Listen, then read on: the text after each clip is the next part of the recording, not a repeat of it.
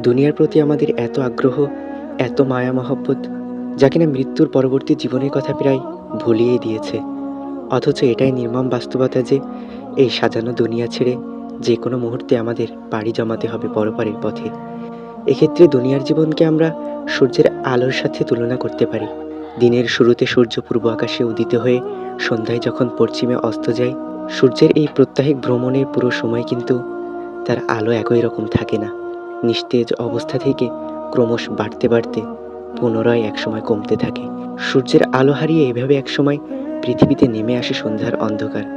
তখন আর কোথাও সূর্যের আলো খুঁজে পাওয়া যায় না। দুনিয়ার জীবনের উদাহরণ হচ্ছে ঠিক ওই আলোর মতো, ধীরে ধীরে বিলীন হয়ে যাচ্ছে। দিনের সন্ধ্যা কখন নামবে তা অনুমান করা যায়, ঘন্টা মিনিট হিসাব করে বললেও বলে ফেলা যাবে। কিন্তু জীবনের সন্ধ্যা কখন নামবে তা আল্লাহ সুবহানাহু ওয়া তাআলা ছাড়া কেউ বলতে পারবেন না। যখন সন্ধ্যা নামবে তখন ক্ষণিকের এই জীবনে আর সূর্য কখনো উঠবে না, কখনোই না।